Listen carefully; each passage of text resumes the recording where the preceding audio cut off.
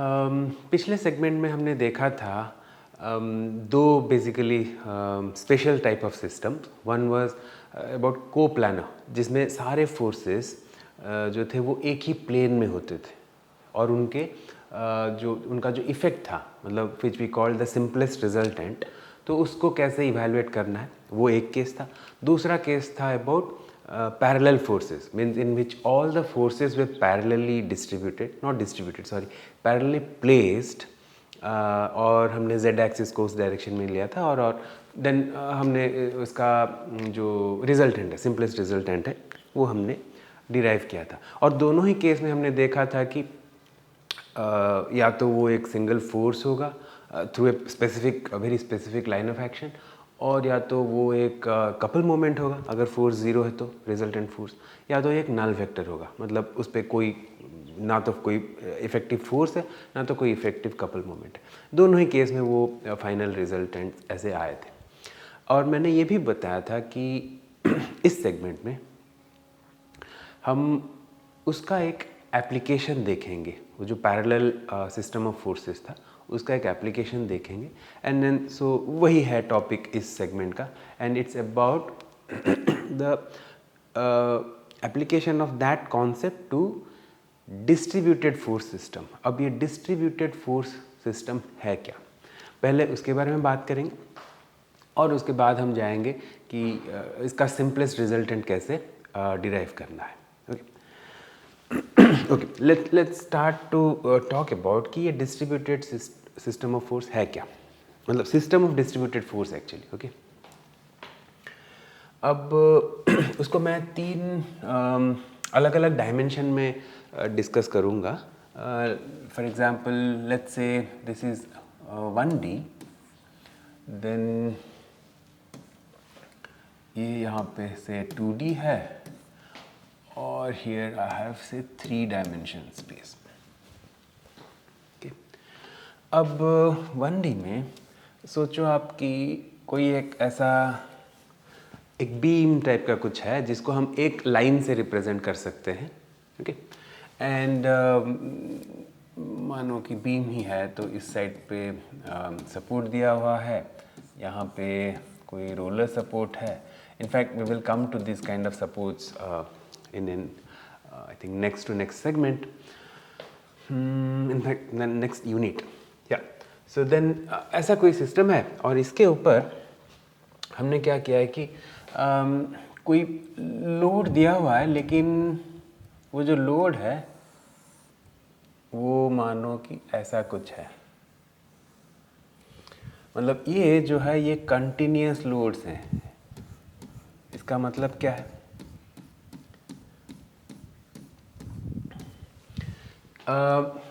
Continuous in the sense, अगर हम पिछले वाले वीडियो की बात करें तो जिस पे हमने एक ऐसा एक्सिस लिया था और हमारे जो सारे फोर्सेस थे वो ऐसे कुछ दिखते थे ना। यहाँ पे कोई फोर्स है मानो, यहाँ पे कोई दूसरा फोर्स है, यहाँ पे कोई कपल टाइप का, बैड ड्राइंग, ऐसा कुछ कपल फोर्सेस हैं, ऐसे कुछ थे।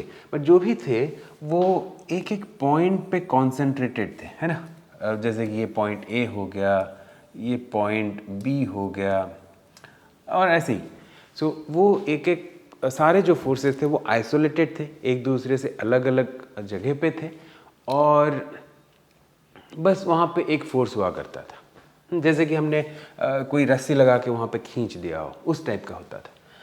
अब इस केस में अभी वो सिस्टम थोड़ा बदल गया। अभी क्या है कि हर पॉइंट में, अगर इस लेंथ को देखें तो इसमें हर पॉइंट पे कुछ ना कुछ फोर्स लगा हुआ है, मतलब आप कितना भी पास जाओ उस पॉइंट, मतलब अब मैं सोचता हूँ कि लेट्स से मैं यहाँ पे कहीं हूँ पॉइंट से, दिस इज़ पॉइंट ए। अब अगर मैं पूछूं कि नेक्स्ट फोर्स कहाँ पे लगा, अब यहाँ पे तो कोई तो फोर्स लगा हुआ है इस हाइट का, है ना। सॉरी, इतना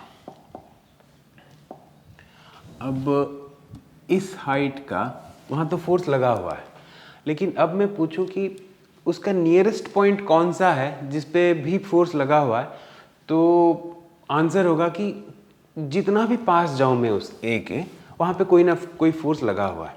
okay, so that kind of A situation जिसको हम बोलते हैं कंटिन्यूस फोर्सेस या डिस्ट्रीब्यूटेड फोर्सेस, दोनों सेम ही है। ओके, कंटिन्यूस फोर्स डिस्ट्रीब्यूशन और डिस्ट्रीब्यूटेड फोर्स डिस्ट्रीब्यूशन। तो अब जो है अब 2D में कैसे होगा, ये कैसे दिखेगा? तो 2D का जो सिस्टम है, आप मानो ऐसा है कुछ, ऐसा मैंने ड्रॉ कर दिया x axis, y axis and z axis. Okay, अब इसमें मैं क्या करता हूँ कि एक सरफेस ले लेता हूँ which is on the xy plane. Okay, अब यहाँ पे भी आर्ग्यूमेंट वही सेम है जैसे हमने लास्ट टाइम किया था कि पहले कोऑर्डिनेट सिस्टम नहीं था और उसके ऊपर xy प्लेन में ये सरफेस नहीं है। ऐसा है कि मतलब कैसे सोचना चाहिए कि पहले तो कहीं पे एक सरफेस है, दिस सरफेस, वो ग्रीन सरफेस जो दिख रहा है वो कहीं पे है, और हमने अपना XYZ कोऑर्डिनेट ऐसे चूज़ किया कि उसका XY प्लेन इस सरफेस को मैच कर जाए। बिकॉज हमेशा कोऑर्डिनेट सिस्टम बाद में आता है, पहले फिजिकल प्रॉब्लम एग्जिस्ट करता है, हम सॉल्व करने के लिए इसको लाते हैं। ओके, बार बार मैं बोलता हूँ बट इट्स वेरी इंपॉर्टेंट और इजीली मैं बोलता हूँ। ओके, न ऐसा अगर है, अब क्या करें कि मानो इसके ऊपर कुछ कंटिन्यूस फोर्स लगे हुए हैं, उसको कैसे रिप्रेजेंट करें? सोचो कि ऐसा कुछ मैं ड्रॉ करता हूँ दोनों साइड पे, और ऐसा कोई, ओके, और अब जो है वो ऐसा कुछ है मानो, अब ऐसा एक कोई सरफेस है, ठीक है, तो ऐसा कुछ है।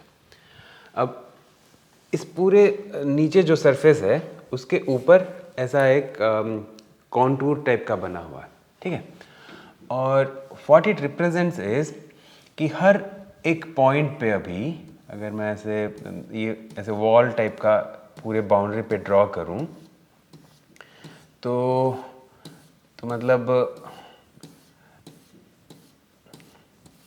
ये वॉल टाइप के हैं ऐसे पूरे बाउंड्रीज पे, और हर जगह पे, हर पॉइंट पे, मैं अगर कोई यहाँ पे पॉइंट पिक करूँ जैसे कि यहाँ पे, तो उस जगह पे अगर मैं हाइट देखूँ तो कहीं ना कहीं यहाँ पहुँचेगा, तो this is the height of that pressure, ठीक है, प्रेशर मानो या कोई भी फोर्स लगा हुआ है, तो दिस इज।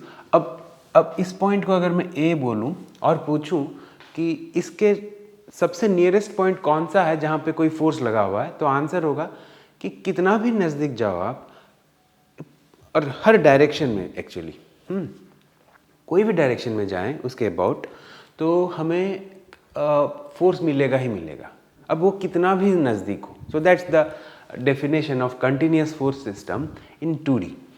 अब मैं अगर 3D की बात करूं तो सिमिलर एग्जांपल क्या होगा, वही फिर से मैं ले लेता हूं। अच्छा, पहले मैं एक बॉडी ड्रॉ करता हूं, फिर मैं बाद में ड्रॉ करूंगा axis, so that I will not have to erase things. सोचिए ये एक 3D बॉडी है, और to show that it's 3D मैं वही जनरल मेथड यूज़ कर रहा हूँ टू जस्ट डिस्प्ले और represent a 3D version. Okay, so ऐसा कोई एक 3D बॉडी है। अब मैं ड्रॉ कर सकता हूँ एक्सिस, कुछ ऐसा है, ओके, एक्स, वाई और जी। तो अब जो है, अब हर एक पॉइंट पे अब ग्रेविटी अगर है, मानो आप, मैंने ग्रेविटी लगा दिया है यहाँ पे, ठीक है, तो अब इस बॉडी के हर पॉइंट पे कोई ना कोई फोर्स तो एक्ट करता ही होगा। अगर डेंसिटी उसका अलग अलग जगह पे अलग अलग है, तो हर जगह पे अलग अलग टाइप का फोर्स एक्ट करता होगा। अगर डेंसिटी सेम है तो हर पॉइंट पे almost like same force act कर रहा है। तो वो जो फोर्स का डिस्ट्रीब्यूशन है वो एक वॉल्यूम पे है ना, पूरे बॉडी पे है। तो जब पूरे बॉडी पे ऐसे होता है तो उसको हम 3D सिस्टम ऑफ फोर्स बोल सकते हैं। मतलब ये 1D है, ये 2D है और 3D है। अब मैं इसीलिए बोल रहा हूँ क्योंकि ये जो इसका रिप्रेजेंटेशन है, मैथमेटिकल इसको रिप्रेजेंट करने के लिए हम कंटिन्यूस फंक्शन का यूज़ करते हैं। कभी भी कहीं पे अगर एक डिस्ट्रीब्यूटेड लोडिंग टाइप का आता है प्रॉब्लम, या कंटिन्यूस लोडिंग जिसको बोलते हैं, तो it will always be represented by some function, क्योंकि इसका जो डायरेक्ट कोरिलेशन है वो फंक्शन के कंटिन्यूटी के साथ है। अब जैसे ये जो फोर्सेस हैं, इनको हम कंटिन्यूस फंक्शन से रिप्रेजेंट नहीं कर सकते। हम इनको डिस्क्रीट, मतलब हम बोलेंगे कि इस पॉइंट पे एक फोर्स है, वो हो गया, मतलब हाँ एफएक्स टाइप का कुछ नहीं कर सकते। लेकिन इन तीनों पे हम कंटिन्यूस फंक्शन से ही रिप्रेजेंट करेंगे। कैसे कि जैसे कि मानो यहाँ पे अगर हमने डिफाइन किया कि ये एक कोऑर्डिनेट सिस्टम है, इस डायरेक्शन में मैं x कोऑर्डिनेट लेता हूँ, और यहाँ से अगर मैं अब वेट जो है, ये अगर वेट है मानो, और इसको मैं weight is a function of x बोलता हूँ, तो this is a continuous function. And in the definition of continuity all of you you know, अगर याद नहीं है थोड़ा जाके आप फिर से रिफ्रेश कर लो कि कितना भी मैं पास आऊँ लेफ्ट साइड से या राइट साइड से, मुझे अगर मैं अंदर हूँ डोमेन के एज पे, तो हो सकता है एक ही साइड से कंटिन्यूटी से काम चल जाएगा। तो वो दोनों सेम होंगे, है ना, फंक्शन इज़ कंटिन्यूस। ऐसे भी कभी कभी होता है कि लेफ़्ट साइड से और राइट साइड से अलग हो, चलेगा वो, ओके। जैसे कि मैं अगर इस फंक्शन को ऐसे नहीं करूं और ऐसा कुछ लगा दूं फोर्स, तब भी मतलब ये कंटिन्यूस फंक्शन होगा, बट इस जगह पे लेफ्ट और राइट कंटिन्यूटी सेम नहीं है, but still it will be considered as a continuous function, okay.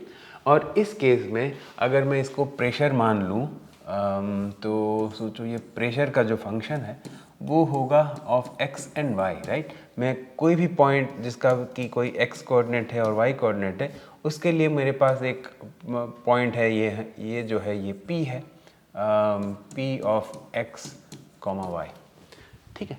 तो वैसे है। और सिमिलरली यहाँ पे अगर मैं कोई भी पॉइंट लूँ जिसका कोऑर्डिनेट x, y और z है, इसको मैं ऐसा कोई सरफेस दिखा नहीं पाऊँगा। जैसे यहाँ पे मैं दिखाया वेट को, यहाँ पे प्रेशर को, यहाँ पे मैं दिखा नहीं पाऊँगा क्योंकि ये 3 डायमेंशन ऑलरेडी बॉडी है। अब मुझे 4 डायमेंशन चाहिए होगा अगर मैं ऐसा कोई सरफेस दिखाना चाहूँ। तो एक कॉन्टूर ड्रॉ करा जा सकता है विच कैन रिप्रेजेंट कि हर जगह पे कितना कितना फोर्स है, but what ever you understand. तो अब हर उस जगह पे अगर उसका मैं वेट बोलूँ तो वो फंक्शन होगा x, y और z का। जैसे डेंसिटी फंक्शन भी आप मानते हो, जानते हो कि कैसा होता है कि कोई भी फंक्शन हो सकता है continuous function of its position x, y, z। तो ये हैं about representation of a continuous और डिस्ट्रीब्यूटेड लोड। जब ऐसे हम बात करते हैं तो और एक पॉइंट बहुत इम्पॉर्टेंट है जो कि हमेशा ध्यान में रखना चाहिए, वो है कि ये सारे जो होते हैं ना, ये एग्जैक्ट फोर्स नहीं होते हैं, ये फोर्स के डेंसिटीज़ होते हैं। जैसे इस केस में मैंने बोला, आपको पता है कि ये डेंसिटी फंक्शन हम we are quite used to, है ना, जब भी बोलते हैं। लेकिन यहाँ पे ये वेट डेंसिटी है, मतलब फोर्स पर यूनिट लेंथ, यहाँ पे फोर्स पर यूनिट एरिया, इस टर्म में हम बात करते हैं। अब क्यों ऐसे बात करते हैं, उसका एक रीज़न है, और that reason should properly be understood. क्या है कि अगर मैं पूछूं कि इस पॉइंट का मास क्या है इस बॉडी में, वो पूरा कंप्लीट एक बॉडी है, और मैं पूछूं कि पॉइंट, सोचो ये ए पॉइंट है, और मैं पूछूं कि पॉइंट ए का मास क्या है, तो अगर मैथमेटिकली हम उस पॉइंट पे जाएं छोटा छोटा और एकदम पॉइंट पे, तो कोई मास है ही नहीं, क्योंकि पॉइंट का तो कोई वॉल्यूम भी नहीं है ना, तो मास कैसे होगा, कोई मास नहीं है। तो ऐसे अगर हर पॉइंट का कोई मास नहीं है तो एज ए सम मास कैसे आएगा। So that is a problem which always we get into. और एक सिमिलर कंडीशन है जो मैं हमेशा एग्जांपल देता हूँ और बहुत इजी है टू अंडरस्टैंड, वो है प्रोबेबिलिटी का। ओके, सोचो आपको मैंने ऐसे 100 चिट्स दे दिए, ओके, ऐसे 1 2 करके आपके पास 100 चिट्स हैं और इस पे मैंने 1 2 ऐसे करके 100 तक लिख दिया। और अभी मैं आपसे पूछूंगा कि व्हाट इज़ द प्रोबेबिलिटी कि आप एक चिट पिक करो और उसका प्रोबेबिलिटी होगा टू गेट की 60, नंबर 60 आने का प्रोबेबिलिटी क्या है। ऑब्वियसली आप बोलोगे 1/100, ये 1/100। बट देन मैं क्या करूँगा उसके बाद, मैं बोलूँगा ठीक है अभी आप 1000 चिट्स लो और हर चीज़ पे 0.1 0.2 ऐसे लिखते जाओ अप टू 100। ओके, तो अभी कितने चिट्स हो गए? 1000 चिट्स हो गए। अब मैं पूछूंगा कि प्रोबेबिलिटी क्या है अगर आप एक ऐसे रैंडमली पिक करोगे तो व्हाट इज़ द प्रोबेबिलिटी कि 60 नंबर आएगा। आप बोलोगे 1/1000।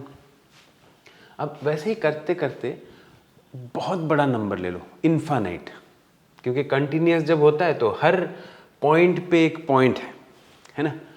तो अब ऐसे ही अब हर जगह पे एक एक नंबर आ गया आपका, ये ऑलमोस्ट बहुत बड़ा हो गया है नंबर, इन्फिनिटी। अब मैं पूछूंगा कि व्हाट इज़ द प्रोबेबिलिटी कि आप जब निकालोगे नंबर 60 आएगा, तो वो ऑलमोस्ट ज़ीरो है। लेकिन अब हर प्रोबेबिलिटी को ऐड करूंगा तो वो 1 होना चाहिए। तो फिर से वही सेम टाइप का दिक्कत आ गया है ना। यहाँ पे जैसा था समेशन ऑफ मास नहीं बन रहा है, total mass, summation of probability नहीं बन रहा है। ये मैं एक इंट्यूशन दे रहा हूँ कि कैसे होता है, उसका एक्चुअल मैथमेटिक्स एक रिग्रेस मैथ्स है, but this is the intuition how you should think when you read about this things. Okay ना, तो क्या होता है अब इसका सोल्यूशन क्या है? सोल्यूशन है इस प्रॉब्लम का कि हम एक डेंसिटी फंक्शन डिफाइन करें, और उसी वजह से हमने ना मास डेंसिटी फंक्शन डिफाइन किया हुआ है। अब उसको हर पॉइंट पे हम बात कर सकते हैं क्योंकि ये एक मैथमेटिकल डेफिनेशन है। ओके, अब रो जो हमने बोला वो रो फंक्शन वो हर पॉइंट पे डिफाइन हो सकता है। इसमें कोई दिक्कत नहीं मुझे बोलने में कि एक्स वाई जी कुछ भी ले लूँ मैं, 3 4 7। ओके, जो पॉइंट है 3 4 7 उस पॉइंट का डेंसिटी क्या है, it can be exact value. अब इसको यूज़ करके मैं मास कैलकुलेट कर सकता हूँ इस पॉइंट का, एक छोटा सा वॉल्यूम उसके अबाउट लेके। So that's the basic idea. पहले हम डेंसिटी डिफाइन करें जो कि एक कंटिन्यूस फंक्शन होगा, और किसी भी पॉइंट पे अगर हमको वैल्यू चाहिए तो हम उस पॉइंट के अबाउट एक छोटा सा वॉल्यूम 3D केस में, सरफेस 2D केस में, और एक छोटा सा लाइन एलिमेंट 1D केस में चूज़ करें और उस डेंसिटी को मल्टीप्लाई कर दें, तो हमको उस छोटे से एलिमेंटल बोलते हैं जिसको, एलिमेंटल लाइन या एरिया या वॉल्यूम, उसमें उस क्वांटिटी का जो वैल्यू है वो मिल जाएगा। अगर वो मास है तो मास, प्रोबेबिलिटी है तो प्रोबेबिलिटी, वो सब मिल जाएगा।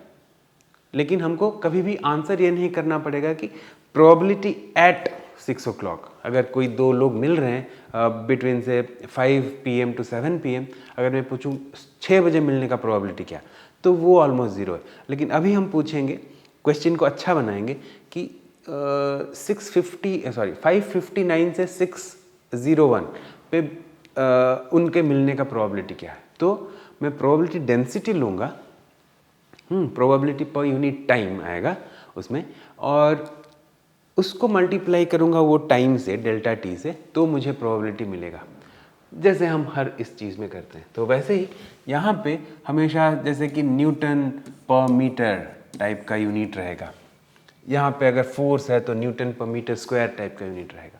तो वैसे हम यूज़ करेंगे to define always the distributed systems या कंटिन्यूस सिस्टम जिसको बोलते हैं, उसमें डेंसिटी से डिफाइन होता है हर चीज़, फोर्स हो, प्रेशर। हम प्रेशर की बात करते हैं तो प्रेशर क्या है, न्यूटन पर मीटर स्क्वायर है उसका unit, it's like a density, right. तो वही होता है हर जगह पे जहाँ पे डिस्ट्रीब्यूशन आ गया। यहाँ पे कभी नहीं था, यहाँ पे न्यूटन से हम सीधा बात करते थे। इन केसेस में हमेशा डेंसिटी की बात करेंगे। ओके, अब अगर मैं ये तो हो गया मतलब डेफिनेशन ऑफ डिस्ट्रीब्यूटेड सिस्टम की बात। अब चलते हैं इसको यूज़ करके हम देखेंगे कि जो हमने पैरेलल सिस्टम पढ़ा था उसको यूज़ करके how we can get a new perspective on centre of mass. हम हमेशा यूज़ करते हैं centre of mass, centre of gravity etcetera. तो वो उसका जो एक्चुअल मीनिंग है वो इन्हीं चीज़ों से आता है, ये continuous function of density plus parallel system का जो सिंपलेस्ट रिजल्टेंट है, उन्हीं से इनका एक्चुअल मीनिंग निकलता है और वही हम देखेंगे। ओके, तो अब अगर बात करें पैरेलल सिस्टम की, तो मैं फिर से वो ड्रॉ कर देता हूँ एक एक्सिस, और let me take like this. पहले फिर से मैं बॉडी ही ड्रॉ करता हूँ, ठीक है। अब इस बॉडी में मानिए कहीं एक पॉइंट है ए, और इसके अबाउट मैंने एक वॉल्यूम ले लिया, ओके। और इससे पहले मैं आगे बढ़ूँ, एक मैं ड्रॉ कर देता हूँ axis to demonstrate that this is a 3D space, x, y, z, ठीक है।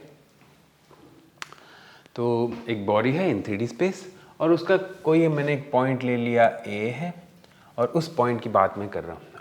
और एक चीज़ मैं कर देता हूँ कि ग्रेविटी है इन दिस डायरेक्शन, और ग्रेविटी को मैं एक वेक्टर लिखूँगा। सोचो आप ऐसा कि g मैग्नीट्यूड है उसका, और k कैप है डायरेक्शन, और नेगेटिव डायरेक्शन में है तो नेगेटिव g k कैप, वो वेक्टर रिप्रेजेंटेशन है g का। ओके, अब अगर मैं देखूं और पूछूं कि इस छोटे से वॉल्यूम का, जो कि a पॉइंट के अबाउट है, छोटा सा वॉल्यूम dv, तो उसका मास क्या है, तो उसके लिए अभी हमने डिस्कस किया कि हम डिफाइन करेंगे रो, जो कि एक फंक्शन होगा x, y और z का, मतलब इसके हर पॉइंट पे कुछ ना कुछ डेंसिटी डिफाइंड है।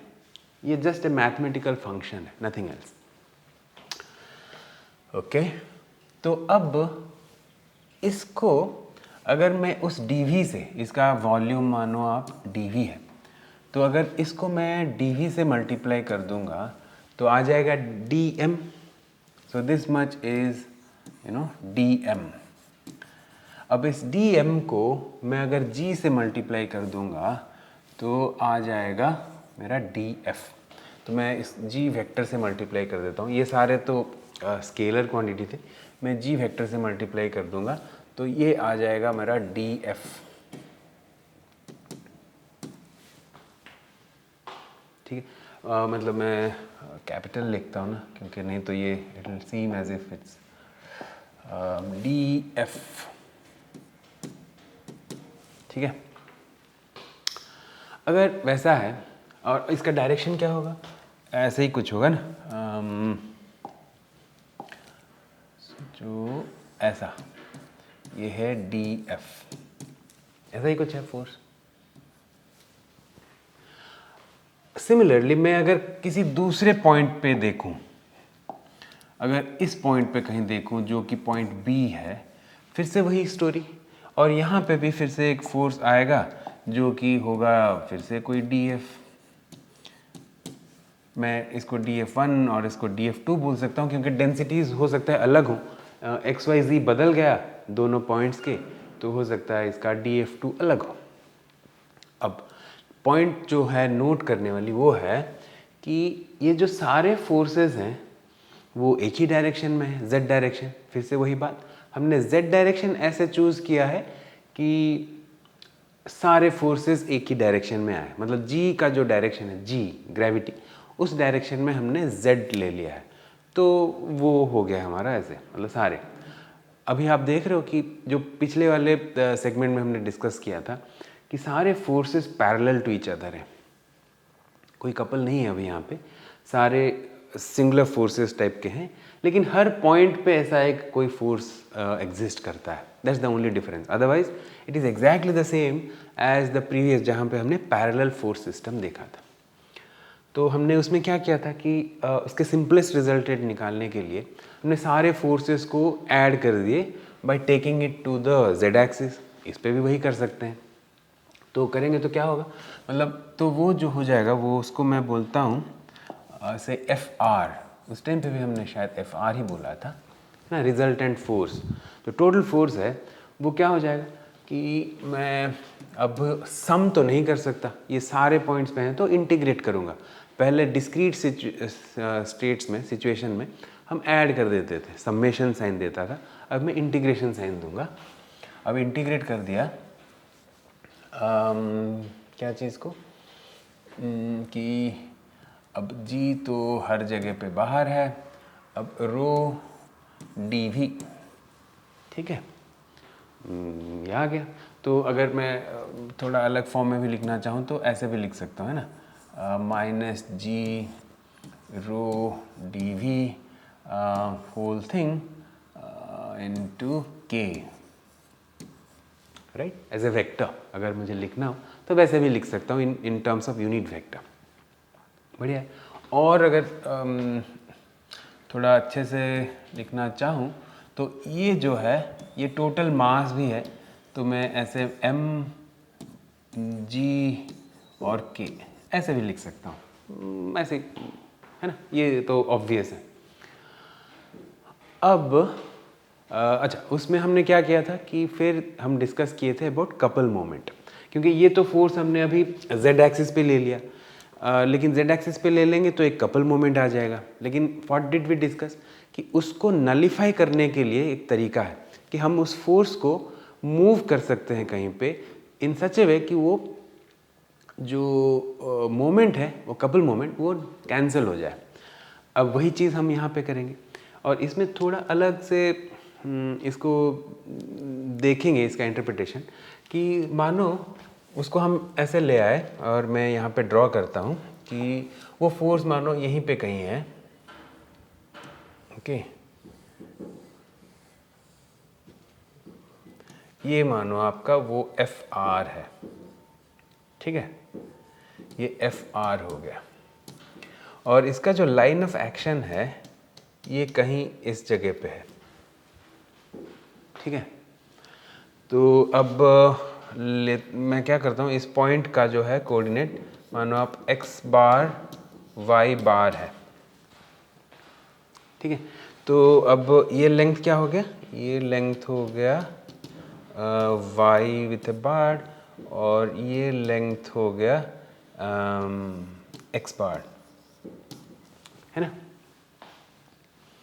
तो अब इमेजिन करिए आप कि ये जो फोर्स, रिजल्टेंट फोर्स है, मैं अगर इस लाइन ऑफ एक्शन पे ला रहा हूँ तो वो कपल मोमेंट जो है वो कैंसिल हो जा रहा है ना। अब मेरी मतलब मुझे करना क्या है कि मुझे ये x बार y बार कहाँ पे है वही निकालना है।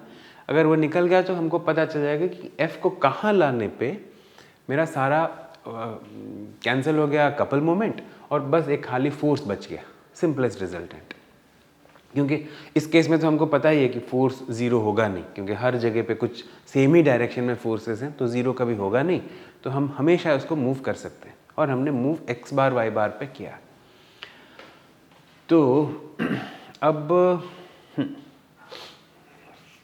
कैसे निकालें इसको? अब निकालने के लिए तरीका ये है कि ये दोनों इक्विवेलेंट सिस्टम है, हम यहाँ ले आए तो वो जो प्रीवियस जब सारा फोर्सेस अलग अलग जगह पे काम करते थे वो और ये इक्विवेलेंट होने चाहिए। इसका मतलब है मोमेंट जो है वो सब सेम होना चाहिए। तो मतलब क्या है कि अगर अब इस फोर्स का अबाउट z एक्सिस तो कोई मोमेंट है ही नहीं, तो खाली x और y के अबाउट ही होगा। तो उन दोनों को अगर हम लिखें तो क्या होगा, सोचो आप कि अबाउट x एक्सिस, सोचिए इस फोर्स का, जो फोर्स रिजल्टेंट फोर्स है, उसका x एक्सिस के अबाउट मोमेंट में अगर लिखूं तो वो क्या होगा, y times F R, right. So y times F R, हाँ, ये मैं जो उसका स्केलर वैल्यू है वो लिख रहा हूँ, मैग्नीट्यूड। अब लेकिन ये चीज़ अब सेम होना चाहिए किस चीज़ से, कि जो था पहले डिस्ट्रीब्यूटेड सिचुएशन में, वो क्या था, वो कुछ ऐसा था, राइट, कि इंटीग्रेट में अगर करूँगा ओवर हर पॉइंट पे रो डी वी ले लिया मैंने, वो आ गया आपका मास टाइम्स ग्रेविटी हमने जहाँ पे है वो ले लिया मैग्नीट्यूड, और ये डिस्टेंस जो है y हर एक पॉइंट का, राइट, मतलब दिस, सोचिए इसकी बात कर रहा हूँ मैं, रो डी वी मास आ गया, जी मल्टीप्लाई क्या फोर्स आ गया डी एफ वन, और ये जो पॉइंट है ये जितने डिस्टेंस है एक्स डायरेक्शन से मानिए वो है वाई। अच्छा यहाँ पे मुझे कुछ गलती दिख रहा है, यहाँ पे वाई बार होना चाहिए है ना, क्योंकि इस एफ आर का मैं अबाउट एक्स ले रहा हूँ, तो this distance is y bar not y. यहाँ पे ये वाई वेरिएबल है, तो ये इक्वेशन मुझे बोलता है कि जो प्रीवियस ओरिजिनल सिचुएशन था और मैंने अभी जो ये रिजल्टेंट सिचुएशन बना दिया है, ये दोनों सेम है, और इक्विवेलेंसी तो हमको करना होता है, वही हम हमेशा कर रहे हैं, है ना। अगर ये दोनों सेम है तो वाई बार क्या आ जाएगा कि G integral of Y rho D we over F R. ठीक है, अब इस चीज़ को और थोड़ा सिंप्लीफाई करके मैं लिख सकता हूँ, अगर एफ आर की जगह पे एम जी लिख दूँ तो मतलब ये सारे जी वगैरह कैंसिल हो जाएंगे और ये बन जाएगा आपका y rho D we over m. तो इसको मैं यहाँ पे एक समरी टाइप का लिख देता हूँ, सो दैट अब वाई बार क्या हो गया कि integral of Y rho D we over m, और ये हो गया about moment about x axis. अगर मैं सेम आर्ग्यूमेंट कर लूँ अबाउट वाई एक्सिस, तो जहाँ जहाँ पे वाई हैं वो सब एक्स हो जाएंगे और मुझे ऐसा एक इक्वेशन मिल जाएगा, x bar will be equal to integral of x rho D we over m. ठीक है, तो ये जो चीज़ है ये हमको मिल गया कि किस लोकेशन पे ये लाइन ऑफ एक्शन को पास करना है, so that this simplest resultant will not have any couple moment but only a force. या फिर दूसरे तरीके से देखें तो जो ओरिजिनल डिस्ट्रीब्यूटेड फोर्स था और ये जो अभी सिंगल फोर्स हमने लिया है ना, एफ आर एक सिंगल फोर्स है, अभी बाकी सारे फोर्सेस हर जगह पे नहीं है, तो इसका effect, turning effect, everything, all effect कैसे सेम होंगे, तो उसको देखें तो ये आगे इस लोकेशन पे पास होना है। तो that in fact this thing gives, इसका मतलब है कि जिसको हम सेंटर ऑफ मास बोलते हैं, कि हर टोटल मास अगर उस जगह पे सिमट जाए, वहाँ पे कॉन्सेंट्रेट हो जाए, तो इफ़ेक्ट बदलेगा नहीं। तो इसका मतलब है अभी हम बोल रहे हैं कि वो जो पॉइंट है वो इसी लाइन पे तो कहीं है ना। तो अब अगर हम वैसे ही चीज़ अलग अलग ओरिएंटेशन पे करते हैं ना, तो हमको क्या मिलता है कि मानो कोई बॉडी, मैं यहाँ पे एक सिंपल सा बॉडी ड्रॉ करता हूँ, या जो भी है ऐसा कोई बॉडी है, तो एक बार हमने किया एक ओरिएंटेशन में जिसमें मानो ऐसा एक, सॉरी मैं दूसरे कलर पे ड्रॉ करता हूँ इसको, एक ऐसा लाइन मिला हमको जिसके थ्रू बेसिकली ये वही हमारा x bar y bar type का है। ठीक है, ये y bar and this is x bar, like the previous case. तो हमारा सेंटर ऑफ मास इसी लाइन पे कहीं होगा। जब हम इसको टेढ़ा करके करते हैं, मानिए कुछ ऐसा आ रहा है लाइन, वही लाइन हम इमेजिनरी लाइन अगर ड्रॉ करें तो ऐसे आता है। तो जहाँ पे ये सारे लाइंस कौन से मतलब कंकरेंट होंगे, actually it can be proved that all this lines will be concurrent, और उस पॉइंट को हम centre of mass of the body बोलते हैं। Okay, so this is basically the interpretation कि simplest resultant of equivalent systems से ही आता है the concept of the centre of mass of any body. Okay, तो इस पिक्चर को आप फिर से देख लो और ट्राई टू अंडरस्टैंड कि ये parallel force system of distributed forces, वहाँ से इक्विवेलेंस कॉन्सेप्ट यूज़ करके हमने निकाला कि किस लाइन पे, किस लोकेशन पे ये लाइन ऑफ एक्शन पास होना है। एक्चुअली और एक सिमिलर कॉन्सेप्ट है जो कि मैं इसको थोड़ा शिफ्ट करता हूँ, सॉरी,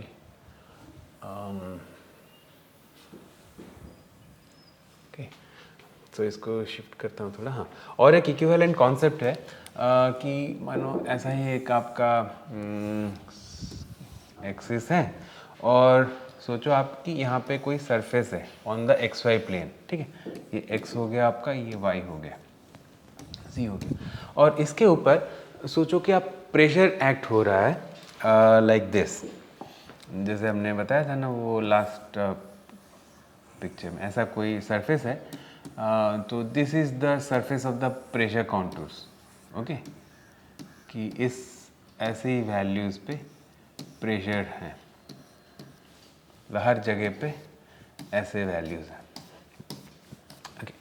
नाउ अब क्या है कि इक्विवेलेंस अगर देखें तो हम बोल सकते हैं ये जो सारा प्रेशर है it is concentrated at a single point.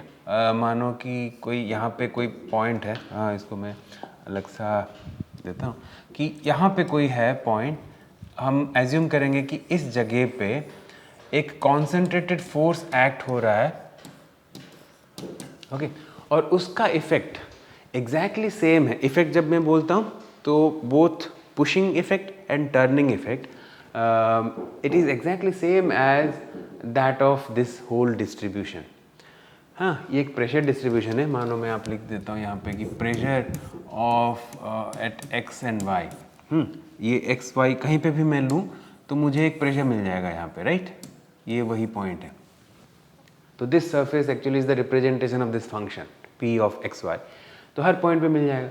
लेकिन मैं उसको उस कॉम्प्लेक्सिटी में नहीं जाऊँ और मैं बोलूँ कि अच्छा this should be equivalent to a single force, कहीं पे तो ये एक्ट हो रहा है और सारा इफेक्ट सेम हो जाएगा। सारा मैं जब बोलता हूँ तो डायनामिक इफेक्ट मतलब रोटेशन के एफर्ट प्लस पुशिंग एफर्ट ये सेम होंगे, तो उस पॉइंट को हम सेंटर ऑफ प्रेशर बोलते हैं, ओके।